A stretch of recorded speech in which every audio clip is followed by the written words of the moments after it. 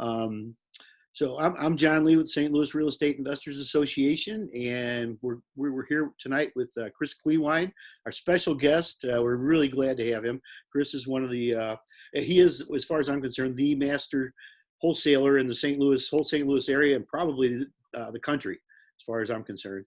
And he's going to share some stuff with us tonight that's very helpful, stuff he's been doing during this lockdown. And like I said, I'll be letting people in as they come in. And we will record this. We will have a replay set up on our website, STLREIA.com. So, and Chris will give us his contact information here. So, Chris, thank you, and welcome to have you. Thanks, John. Those are kind words. Hopefully I can not let you down here. My plan is to just kind of share a couple of things, what I've going on, do some teaching, and hopefully keep this informal and fun. Hey, I want to start though by giving a shout out to John about your new book. You want to say a few words about your book before I get started? Oh, I put you on the spot. Okay. Actually, this is a book that I made to give away, Chris. This is one, Secrets to Winning with Failed Real Estate Deals. Just based on some of the stuff I've done over the years, taught me lessons. So, and thanks for bringing that up. I didn't know you were actually going to do that, but if anybody wants a copy, I'd be happy to give them one. It's available on Amazon for free as a Kindle version, or just send me an email and I'll send you an electronic copy. So thanks. It's for free on Kindle, but only a limited time, right? I downloaded it today on Kindle, so I can't wait to read it. But it's we only have a couple of days to do that, right? That's correct. Till the 30th. I'd let it sit there forever, but that's an Amazon rule. Well, I'm excited about it. I can't wait to read it. Thank you. Hey, are they giving it online in the paperback now, John? Is that what I read in your text message to me? They will not give you a paperback. No, because I can't get free ones either.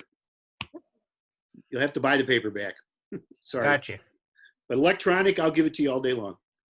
Yep, I already have that, but I don't carry my computer all day. Okay. So let's go to Chris and see what he's going to tell us. So hopefully you can see these slides that I'm sharing. This is my goal tonight. My goal really tonight is just teach a few things, kind of inspire, motivate. Hopefully, if anybody's not sure to get started in real estate, this will be kind of the kick in the pants. I just want to talk about a few things. I want to talk about my view of my thoughts about the COVID-19, what I see happening right now with our deals. And then if you're not doing this one thing, this is one thing that you should be doing right now to make money. And then I'll tell you 3 ways that we're finding deals. I'll go over a couple of deals. I'll open it up for questions and answers if you've got any at the end. So let me jump right in. So it was interesting to me how the COVID-19 came about. So we travel a lot. My wife and I love to travel. We had just been in Mexico with this group of 22 investors from St. Louis. Hopefully, some of you guys might be on the call. I don't know. Shout out if you are, or you recognize somebody in that group, members of the REIA. Anyway, so we were down there and we got back here into St. Louis on March 4th. And on March 4th, I hadn't even heard of COVID-19, didn't know anything about it. We traveled back, made it through customs, not a big deal. And within 10 days from when we got back, the whole country was on lockdown and isolation and, work from home. It was crazy how fast things came about. Then, we went through this time period where there was some uncertainty real fast. It seemed like everybody that I talked to was uncertain. Oh my gosh, the sky is falling. Is this going to change the face of real estate? Should I quit investing? And should I start investing? What should I do? What should I do? And it was interesting because we're still marketing through this whole thing. And right at the beginning, for about a 2-week period, our marketing was getting 0 response. Dead. I think all of this uncertainty, anxiety, concerns about death, danger, sickness, all that, the world is changing. I think it had people in a panic. Then all of a sudden, I think as we got used to it for a week or two and people were at home and had time, people started calling us on their non-performing assets. And what I mean by that is maybe they inherited grandma's house and it's been sitting there for years and they weren't doing anything with it. Now's the time, all of a sudden, I feel like the world really did change. People started thinking about these houses that are just sitting around and our marketing took off. Our deals took off. We're busier now than before. And if you're not seeing this, I'll show you a little bit about it. But the world changed. I think, even though some people were terribly impacted by this, and certainly, you know, we have to be respectful. People have died from this, but for the most part, I think America is coming back strong, and we're going to make it through this. I know we are, and the world's going to be different. And this I know, one thing for sure is going to be different. We all know who Carol Baskin is now, right? This Zoom thing was going to let me do a poll. I was going to ask, we probably can't even do this. I was going to have you click 1 if you think she killed her husband and fed him to the tigers, 2 if you think she's innocent, and I see some head shakes on the 1, and then 3 if you're like, who is Carol Baskin? And my bet was I was going to get more 1s than anything else here. So I don't know, John, we don't have a way to do that, do we? Oh, I thought we did. Did I set that up for you? I don't know how to do it. I don't know. Just have people type in the chat what they think. Yeah, type in the chat, and then John, you'll have to look at that and let me know. But I'm betting that we're going to get more 1s than anything else. Yeah, we got a couple of 3s and some 1s. Your wife is giving hand signals behind you. Oh, she's behind me. I'm leading the show. Huh? Was she a 3? You're 3. She's a 1. I'm a 1 too. I'm a 1. Certainly, it was biased from Netflix, but still, I'm a 1. Anyway, we got 1 too. Here's how I got my view of what I should think about COVID-19. This is my grandpa, Grandpa Kleewein. When I was a kid, this guy would tell me stories. He was born in 1901. And so I asked him, I said, Grandpa, you lived through the Great Depression, the greatest depression that America has ever seen, and possibly the world. Tell me about it. And he just told me, he said, well, it was bad for a lot of people. There were long lines. There was the highest unemployment that we had ever seen. People were hurting. People, you know, all sorts of financial issues. But he said, even with that going on, that wasn't everybody. There were still some people that were mostly unaffected or were better off than they ever were. And he was one of those. He owned a bakery. And prior to the Great Depression starting, he would do donuts and pastries and stuff like that. And all of a sudden, much like now when we have long lines to get toilet paper, we can't get toilet paper. Back then they had bread lines that would go around the block. So he converted his bakery, stopped making the pastries and all that, and go back to the basics and just simply hire anybody he could that was unemployed, put him to work and run his bakery 24/7 making bread. He would tell me he did better during the Depression than he had done any time at all in business up until that point. And I think that it's being adaptable, realizing how the world changes and taking advantage of it. And I think we can do that in real estate. That's what I'm excited about. You know, I wish I had a way to ask people another poll question that are on. You know, go ahead and they can type it in the chat. Have you seen your business improve, or have you seen your business decline? Maybe you're a landlord and you've seen it decline. Okay, I understand. We'll talk about that. Or maybe it's remained unchanged, or maybe you're not even getting into business yet. I would love to know where you're coming from, because for me, I'm a 1. For me, my business is better now than before the COVID, and we'll talk about that. Are you getting any responses there, John? Yeah, if you go on the chat down on the bottom there, you'll be able to see those. You should be able to, Chris. If you hover on the screen there and hit chat. Mine won't. Since I'm showing the slide, all I see is the slide. Okay.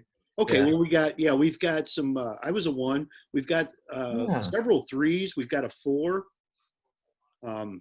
We've got another 1. I love to see the 1s. I love to see the 1s. And that's what I'll show you, what we're seeing and how you can become a 1 if you're not a 1. So let me tell you another story. When I first started working, my very first job ever was at Kmart. I went into Kmart, started in the lawn and garden. I worked my tail off. I worked 40 hours a week. I put in overtime. I worked harder than anybody else.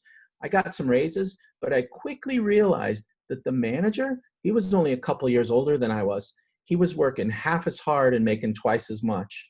So it's one of those lessons, work smarter, not harder, right? And then be adaptable, right? So, you know, in corporate, I would see things come into play, like, remember the Blackberries, how that was the thing, and they didn't change with the times. Now they're gone, right? COBOL programmers. When I was in IT back in the 70s, COBOL programmers were the thing. And, you know, by the 80s or 90s, not so much. They had to change and adapt. And that's the way we are right now. So here's what I see. I break real estate down into kind of these 4 groups. This kind of revolves around my business: the rentals, the rehabs, the money, and the wholesale deals. So rentals, I believe that the news and television is encouraging tenants not to pay, even if they could otherwise afford it. I think that the culture in America is not promoting, hey, live up to your responsibility. Instead, it's promoting, just quit paying. And so, you know, if you said you're a 2, that business is worse, I suspect you've got a landlord portfolio and that you're nervous. And I see that a lot. You know, Fannie Mae and Freddie Mac just automatically extended 90-day forbearance. And so they're saying because of that, you can't do foreclosures or evictions. And so, okay. And what I see as a wholesaler now is those areas of town where I would wholesale to landlords, all the institutional landlords and a lot of the little guys are pressing the pause button. They're not buying rentals anymore. So if we think, like here in St. Louis, we know there's areas that are predominantly rentals, right? Mm-hmm. Jennings, perfect example. We're not going to sell rehabs or retail in Jennings, Missouri. You know, it's nothing bad with Jennings. It's just the market's not there. There is, however, up until the COVID, there was an amazing market for selling rentals to landlords all day long and institutional buyers. Well, now that's on hold. And we see that one of the best indicators, I think, of the real estate market is how many expired listings that we have. We don't see expired listings anymore. Well, you get the same thing as wholesalers, right? If I send out something and show you, hey, buy this house in Jennings, it's, you know, 20% cap rate, you need to buy this, it's 25 grand.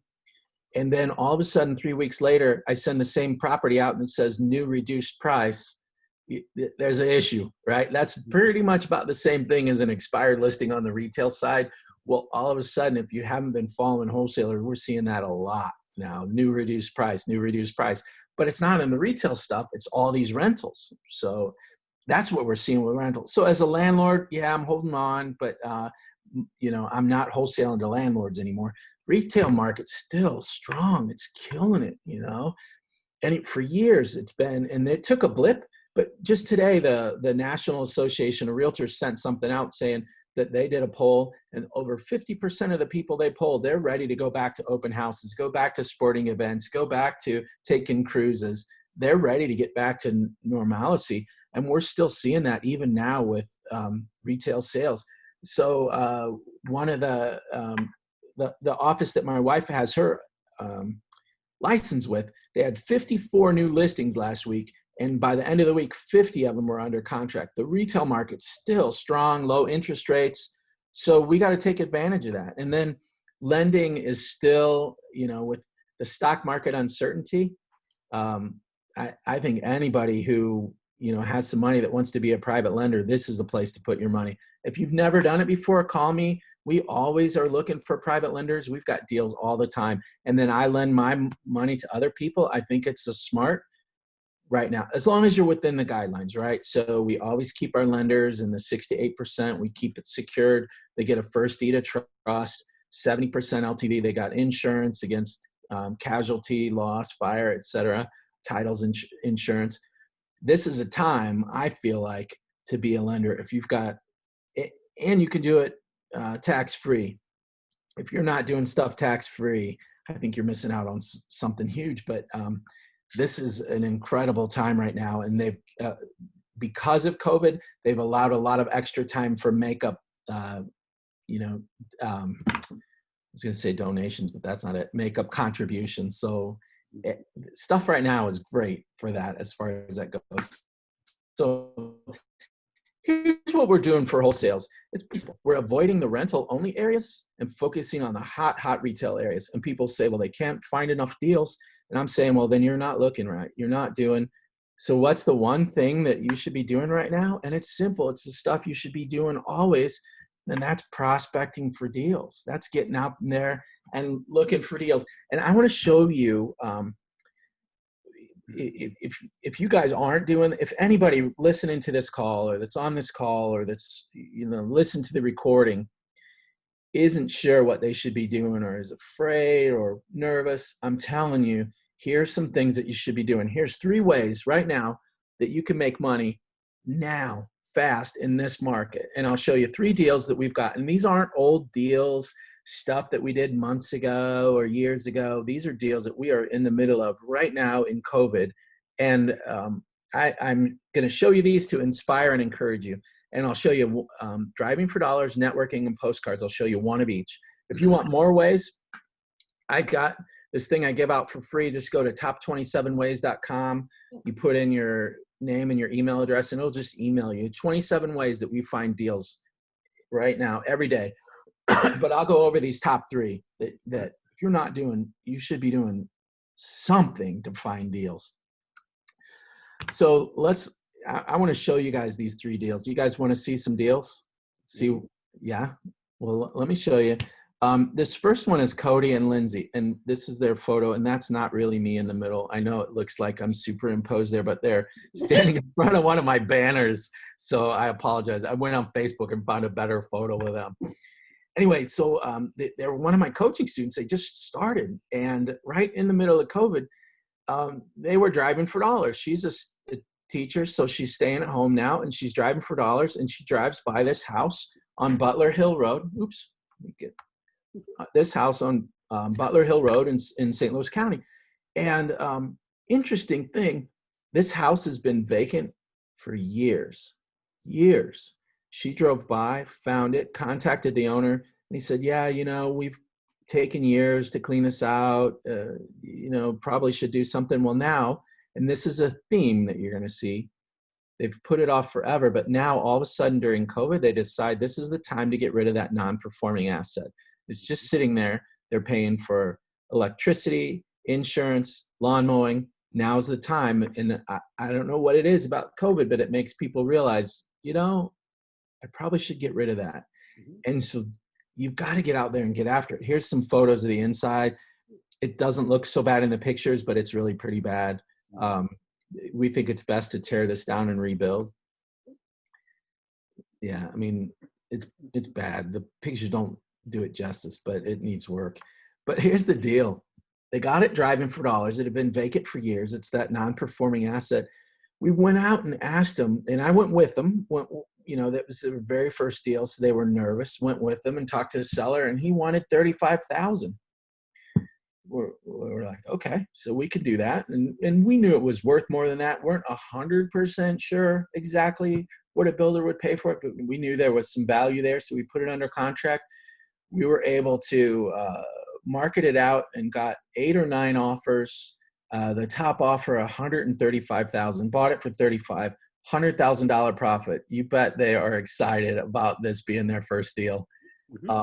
Sweet kids, and this is their first deal. So now the danger is they're thinking every deal is like this.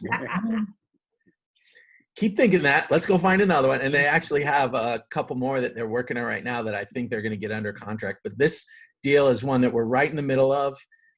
It's going to close in a few weeks, and it's going to be an amazing first deal for them. But I don't think we would have got it without taking advantage of this whole COVID environment. I got a couple more like that I want to show. This is George and Mary. These guys are amazing. They've been in real estate less than 2 years. And I'm telling you this to inspire and encourage. If you're watching this and you're not in real estate, I'm going to light a fire under you.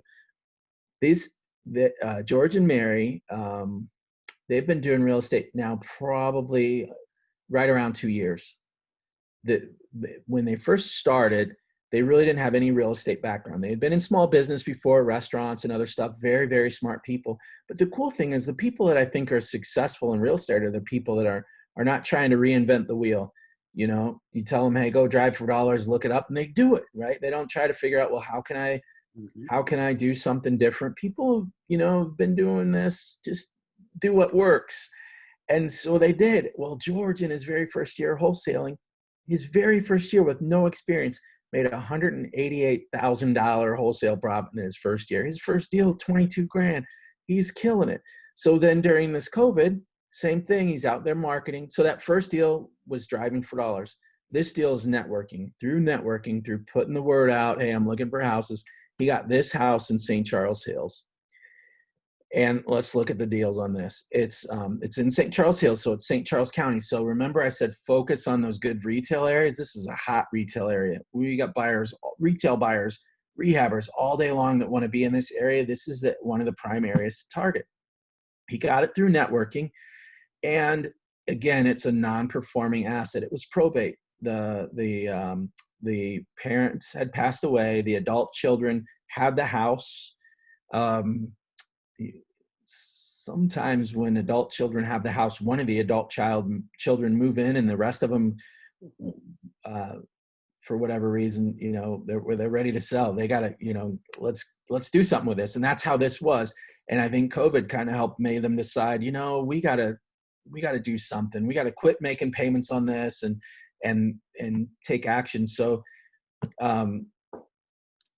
George got it under contract for 120 and just put it out there, got multiple offers, and 175. And this is without doing any work on this. We did clean it. I did put a tip down there. I want to tell this story. We did clean it out. That's all we did. No repairs, no nothing else. George will make a $50,000 profit on this deal for just cleaning it out. And I'll share with you guys a tip. If any of you guys that are in this business and you're doing cleanouts, I view cleanouts two different ways, right? Hey, John, you got rentals? Do you ever get rentals back that just have all sorts of trash in them?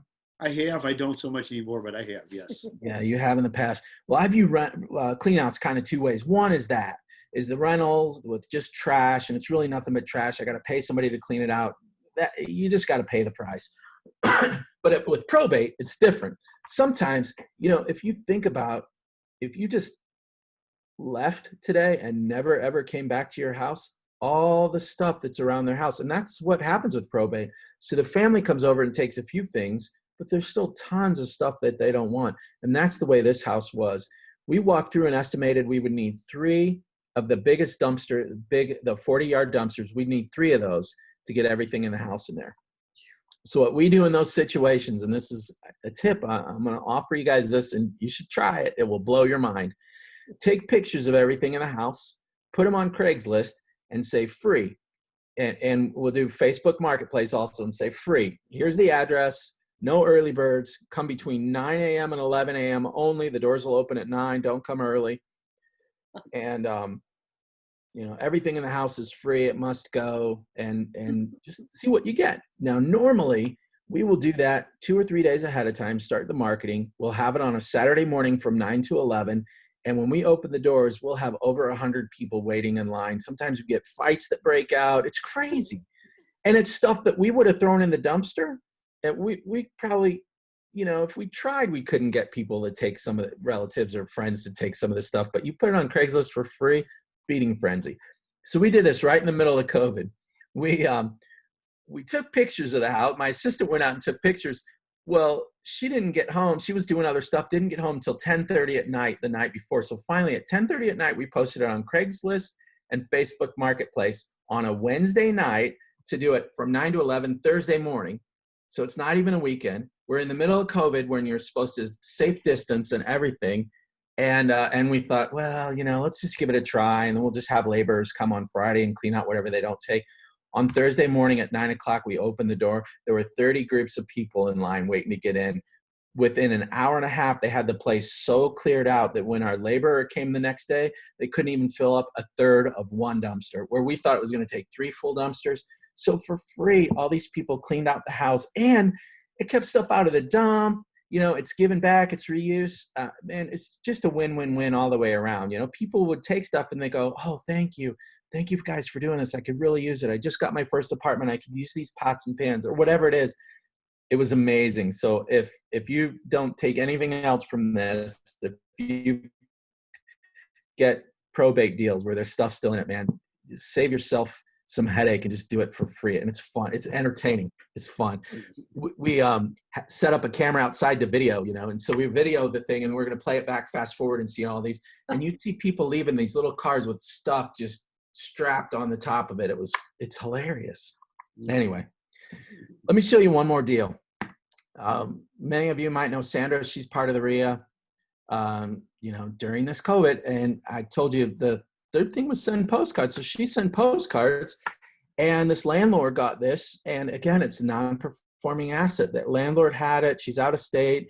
If it was performing, she would have been happy. They hadn't been paying. Now, all of a sudden, they haven't been paying. And we have this whole COVID, and we have this freeze of eviction. Oh my gosh, what am I going to do? Well, they call us, right?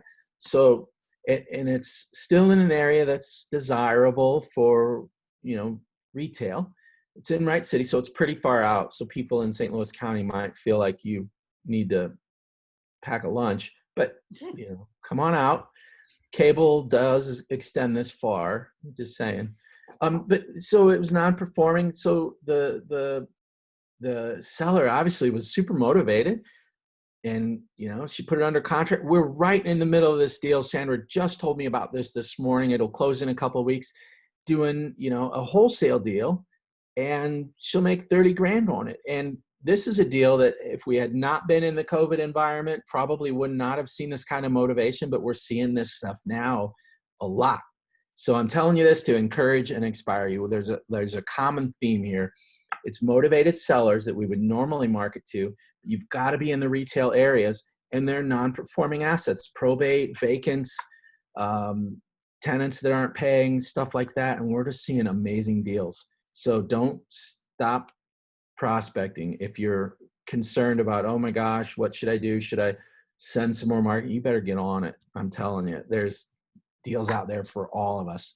And don't think, oh, Chris has got them all either. There's deal every day. There's tons of them for all of us. I want to show you my next deal. And John, I think you're going to love this. This is a house in Dogtown that I actually own now as a rental. I bought it for $42,000. And the house right next door is identical. And when I say identical, I mean identical. In Dogtown, this is built in like the 1930s, and they built two houses side by side, identical. Well, somebody in the REIA did the favor of rehabbing the house next door. Now remember, I bought mine for 42. They rehabbed the house next door and sold it for 342. Here's mine. Here's the one next door. I don't know if you can see this or not. Here's mine.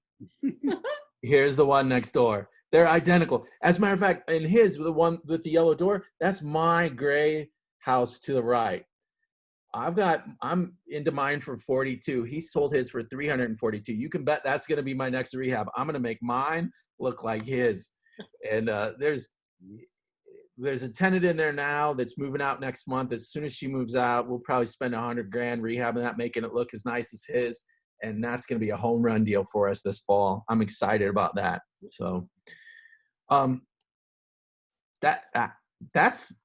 know I went through this fast, but and you can tell I'm excited about where the market is now. I feel like I went through all this. I kind of told you about COVID, what I think's happening. I'm telling you, if you're not sure what to do, you better get out there and be prospecting. We went over some deals. I just want to take a minute and open it to questions. Anybody got any questions or any deals that you've got that you want to talk about, or any questions about anything I've covered? That's great, Chris. Wow. It's just amazing what you're doing right now. If anybody got any questions, just go ahead and type them in the chat, or we can unmute you if you got something that's too long to type. But I'm excited. I know some of mine. I was a little concerned myself with some of the people with some of my owner financing properties, especially what I call my little deals of $39 to $139 a month on my lots. And people actually start double paying. They've overpaid. It's just amazing the difference, and I didn't know what to expect. And they're paying more now than they were back when the normal, whatever that is, times were here. Yeah.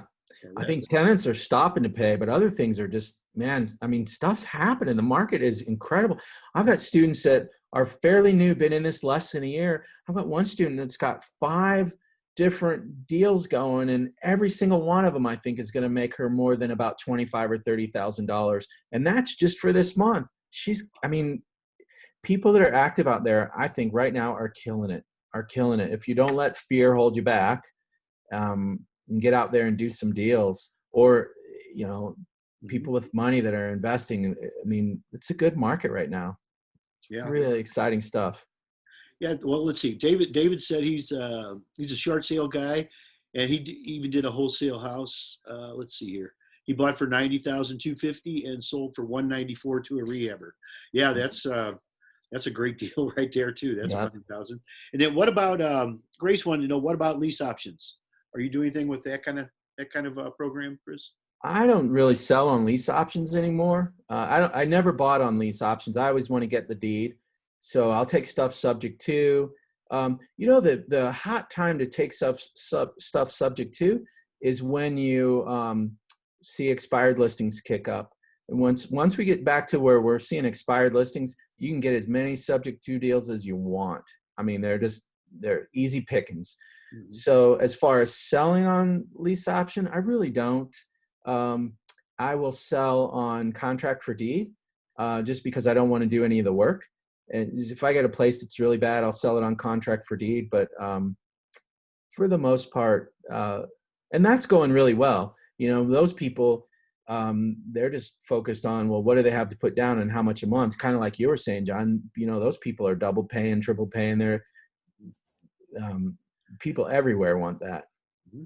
But I just got a quick question. That deal that you bought for 42,000 next to the one that sold for 342. What did you do to prospecting and how did you get that one, Chris? Well, okay, so I've got to be crystal clear on that. I didn't just buy that for 42. I've had that for a while.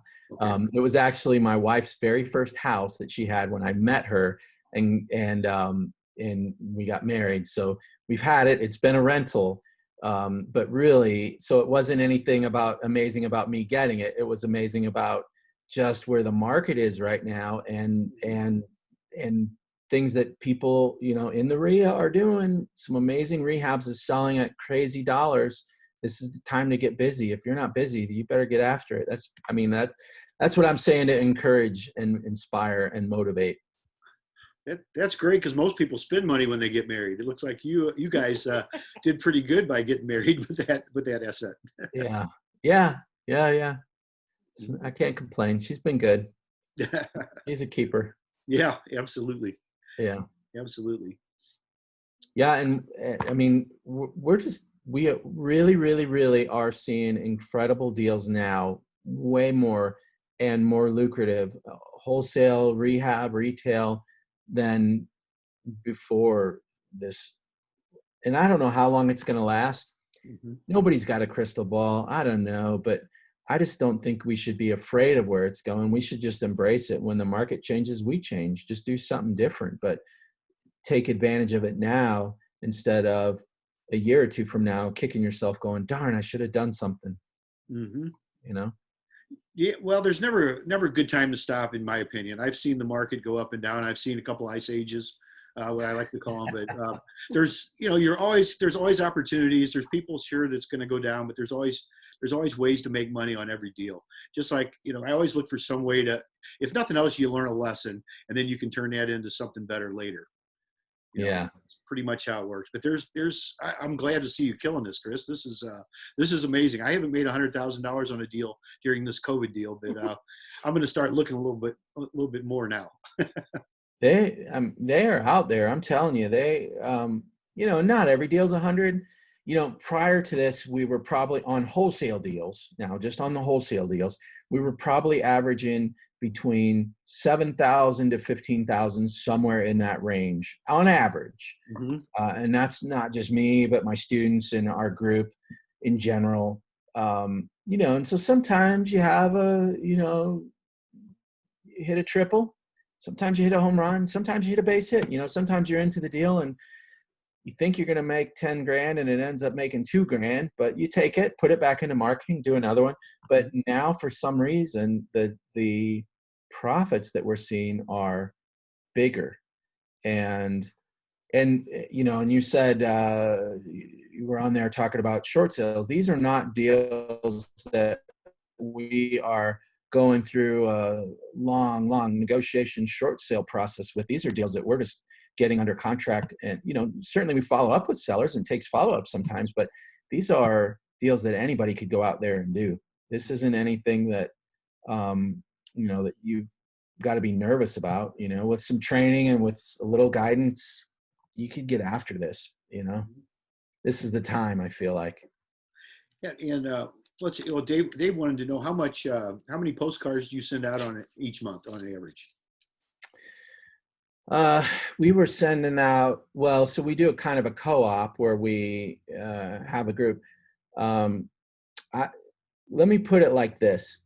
My feeling is, if you want to be making at the end of the year, and this is a target that most people start with. They'll say, Chris, at the end of the year, I'm starting out wholesaling. I want to make, after the dust settles, after my costs and expenses and everything, I want to have a profit of $100,000. Now, I don't know why it's always $100,000, but it is. It's always $100,000, except for occasionally you get the young kid, who's 21 and comes in and goes, Chris, at the end of the year, when it's all said and done, I want to make $1 million. Okay. All right. Because you can make $1 million in real estate, but you're going to wear yourself out, I think, So 100,000 you can do. And with some systems, you could do it part-time. But to be in that, prior to COVID, I would tell you, you probably need to be spending about, if postcards is your primary thing, you need to be spending about $2,000 a month, and $2,000 a month will get you about 4,000 postcards a month. And that's if you're working your leads, but you're not squeaking everything out of it. Now, some people are better than others and have a CRM and are better. Some people are worse, and if you're worse, or if your conversion rate's just terrible, and we got metrics at every phase, right? Like, for instance, we mail, and then what our response rate is on the mailing, like how many calls back do we get, and then of those calls, how many lead to a home visit, and of those home visits, how many lead to an offer, and of every offer we put out, how many do we get accepted? So you can see your conversion rates to see where issues are with your business, by following your metrics. But if you've got everything fairly in line and you can get there within a year, it doesn't take 20 years to become skilled in this business necessarily. Although some of us, it feels like it, but right. But anyway, you can get there pretty quickly, but with about 4,000 postcards, you can be doing it.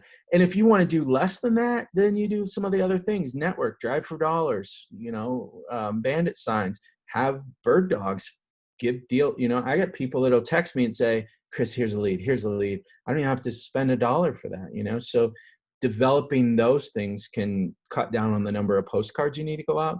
But, if you look at it and say, hey, if I spend $1,000 on postcards, and out of that, if I can consistently get one deal that's 10 grand, even if I can consistently get a half a deal, you spend $1,000 a month and then you get one deal every other month that pays 10 grand, you're putting out 1,000 to get 5,000. That's a pretty good return. Mm-hmm. Your return better be better than that, but you could, that's still a pretty good return. I'll do that all day long. I'll give you 1,000. You give me 5. Okay. You take a post-dated third-party check. I'll write it right now. Exactly. Yeah. No, but yeah, you got to look at that too. It doesn't necessarily take money to make money, but yeah, if you do take some of your money to make money, you're going to multiply it so much further. Yeah. Just by working smart, like you said, Chris. That's smart. Right. Those kids, Cody and Lindsay, that I showed you, they didn't send a postcard. They went driving for dollars. They took their time, got in their car, went driving for dollars. I told them what to look for, what areas to be in, what to not look for. Yeah. And once you find it, how to look it up, how to find it, how to get their number, how to get in contact, and how to get in front of them. That house has been vacant for years. You would think hundreds of other wholesalers have been in front of them, but no. And, and so I told them what to do. They did it and they got the deal. I mean, they're out there. Yeah. And that's a good thing to do too. Driving for dollars. I do a lot of surfing for dollars myself. Yeah. I look for people just starting to get behind on their taxes. They're not quite to the tax sale yet. And somebody that's 1 or 2 years starting to get behind, there's usually other things going on in their life. And I found that to be a good source, of prospects without doing too much work. Just if you see a house that's not kept up, like you said, driving for dollars, look it up and see what the deal is with the tax situation. Yeah. And that's helped me. That's one of the things I love about your stuff, John. I think you have got some super cool ideas that just make it super easy for people to get started with little amounts of money, your stuff where you're buying, I don't want to give away all your secrets, but stuff like right there in the area of St. Francis County that I'm in, you've got some deals going that once you teach people how to do those very same deals, anybody could do it. I mean, you've got some good stuff. I love it. And it's automated and easy and creates an income stream. And I think that's something people want. That's something people need right now. Well, the difference in my little deals are 2,000 to 3,000, yours are 100. So that's the difference. It takes me a couple more. Yeah, but you create the passive income streams that are nice. I'm just wholesaling. So once I do a deal, I got to do another one. Yeah. For the wholesale side, right? I love wholesaling. That's just, every time I hear you talk, Chris, it's just fantastic because you've always got another great story, I should say, because it's always another one. It's like, oh my gosh, what do you do? In fact, when I asked you last week or whatever it was, week and a half ago, I said, what are you doing? You said, well, I just, the marketing is going real great. And then you started telling me a little bit about this. And it's like, oh my gosh, you got to share this, You got to share it with our group because it's just, not everybody is seeing the sunshine here like you are. Yeah, man, it's out there. If you're not, I tell people to get out there. And people that are landlords that are worried, I would say what they should be doing right now, because I've got about 50 single family homes, rentals. I feel like what anybody that's in that boat should be doing is refinancing for cash flow. Refinance. If you've got 15 years left on it, refinance it for 30. And I know that's not what you want to hear. You want it paid off. But I'm telling you, you better get the lowest possible payment that you possibly can on your entire portfolio because you don't know what's coming, right? So in 2007, 2008, 2009, when the market changed, we saw so many people lose everything because they didn't have their eye on cash flow. And now's the time with the interest rates being at record lows, the government's giving out free money. Landlords better be getting their portfolio in line and prepared for the storm. That's, you never know, right? So they better be getting cash flow. One of the students that I put up there, Sandra, I love her. She's focusing on every door producing $500 a month positive cash flow. Every door. National industry standard says $100 a door. Some people don't even get that. Well, she's like, forget that. I'm at $500 a door. You get 10 rentals, that's $5,000 positive income a month. I mean, you can't argue with that logic. But I think you're absolutely right, Chris. Cash flow, they always used to say cash is king. I think cash flow is king because in the long run, it doesn't matter. Even if you're upside down, I know I had some properties like that back in 2008. In fact, I still got one or two that I owe more than they're worth. But really, they make more sense because the cash flow every month. It doesn't matter, what I can cash out to get. It matters what I get for the next 20 years is the way I look at it. I agree. And in doing it in a retirement account, I got lots of young people who say, well, I never know. 59 and a half is a long way away. I'm telling you, it's like that little thing on your mirror that says things are closer than they appear. Man, 59 and a half is right around the corner, guys like you and me, here it is. So I want you to be focused on, I want people to focus on how can you create in your retirement account, tax-free, a $10,000 a month tax-free income. And it doesn't take much to put something like that together if you're doing it slowly over time. If you've waited and you're there now and you need to do it in 5 years, you could still pull something like that off. But I think do exactly what you're saying and then also wrap it with tax-free. It's powerful stuff. Yeah, tax-free is what you said, like what you're saying is what people should focus on a lot more than they do. Yeah. Yeah, absolutely. Yeah. Well, I'm out of stuff, John. This was fun. Does anybody have any more questions for me on there? Well, does anybody, we had some good comments here. We really appreciate you filling us in what you're doing, Chris. It's been really, really exciting and really motivating. Actually, I'm ready to go get out my list over here and go look at some more St. Charles properties. Well, I've got my my contact info up. I don't know if everybody can see it. If you've got a deal and you need to sell it, call me. I'll buy it. If you've got a deal and you need help figuring it out, if it's something I can buy and or we can partner on, call me. Don't call me if you need comps. I'm not your guy. That's how I lost my hair. People saying, hey, could you help me with comps? No, I can't do that. Call your realtor. If you've got money and you're looking to place it, call me. I've got students every day, and I'll back those deals. Put your money to work. If you've got questions about, I don't know, whatever, if there's something that I can help you with, let me know. I'm here, and I love talking real estate. I do, man. That's my passion. Yeah. Well, we appreciate. Grace she wanted to know how you found that deal. I think maybe she came in after you explained it. You mind going over that one more time? Just I love Grace. Hi, Grace. Yeah. How are you? I can't hear you, but I can say hi. Yeah. So I went over 4 deals. Which deal was it? Probably the first one, I think, is one she's talking about. Okay. The first one was this one that they found, that Cody and Lindsay found. I don't know if you can see the slides. This was on Butler Hill. They found that driving for dollars. That's the $100,000 profit deal. Mm-hmm. The second one that George and Mary found, they found through networking. That's in St. Charles, and all they did is clean it out, didn't do any work, $50,000 profit. And then this one that Sandra found out in Wright City, this one was with postcards. And this one, she's just assigning it. She's not even closing on it, doing nothing on it. And it's a $30,000 deal. I mean, those are the 3 ways. And then, of course, this one I married into, where the rehab. But those are the 3 ways that I'd suggest people start if they're getting started: is driving for dollars, networking, and sending some postcards. And some take money, right? Postcards take money.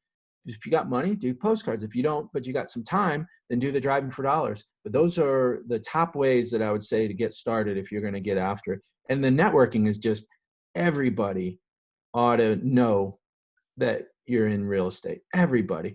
Who was it? One of the, can't remember who it was, whether it was Vina or somebody.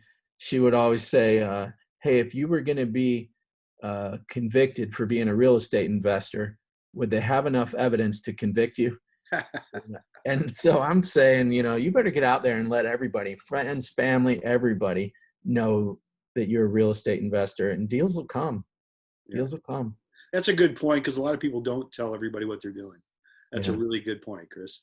Yeah. Mm-hmm. Yeah. Okay. You got your contact info up there. So if you got a deal, send it Chris's way. Anything but comps. Yeah, right. Yeah. Very good. Well, thank you so much, Chris. I really appreciate you coming on and enlightening us with this. This has been really actually empowering is what it is. Well, good. Thanks, John. I hope it helped. I hope it helped someone. Yes. It was fun. Thank you for the opportunity. I appreciate it. Thank you so much. We really appreciate it. All right. Take care. All right. And thanks everybody for joining.